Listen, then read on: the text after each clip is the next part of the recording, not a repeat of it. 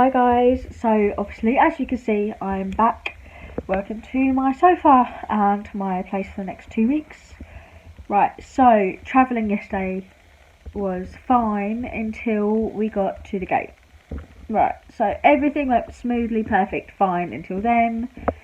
And then we were held there for nearly an hour for no reason. They weren't telling us if the plane wasn't there, if there was an issue. They've just taken down all the people in wheelchairs and no real answer, which was a pain, an absolute pain. So there's 26 of us, I think I counted at last count, in a space like less than 3 metres. So no social distancing, no updates, and it was like nearly 30 degrees, it was boiling. So then we get taken downstairs and then we have to get a shuttle to the plane. And we're a bit aggy by this point, but we're like, fine, we're getting on the plane. Get on the plane, sit down, brilliant. Pilot comes over on the tannoy thing and says, so we're having a few issues, we're going to be sat here for a little while. And we all just go. Basically, Barcelona, which is not where I was flying from, I flew from Alicante, didn't have our flight plan. Like, how? I don't know.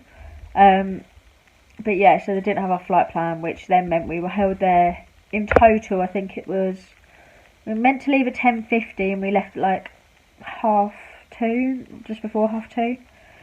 But yeah, so like just over 2 hours. There was again no updates, no water offered to us on the plane. It was boiling hot, and any updates we had were really sketchy and they weren't really giving any kind of details.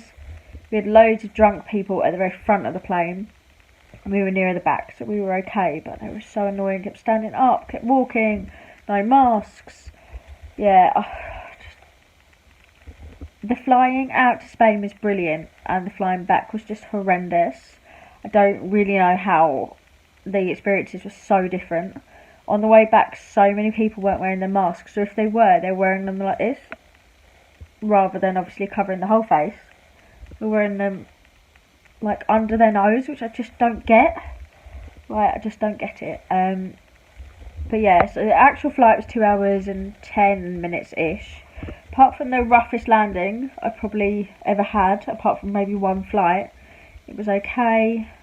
We had to get the shuttle back to Stansted because I think we flew in on the longest runway because, well, that landing was scary and rough, and I actually at one point thought we might not stop. Yeah, then we got the shuttle back to the airport, passport control. Didn't have to show our QR codes. They kicked up this massive fuss about us having to fill it in, obviously for track and trace in this country. Didn't have to show it, which I found a bit weird. But other than that, it was fine. So now this is where I am for the next 2 weeks. I'm stuck on my sofa. Well, I'm not. I've got loads of plans, but yeah, stuck on my sofa for 2 weeks. But yeah, just flying back was so much more stressful than it was flying out, and I don't really understand how or why. It was brilliant up until that point of just no communication, no social distancing, and just getting really hot and bothered.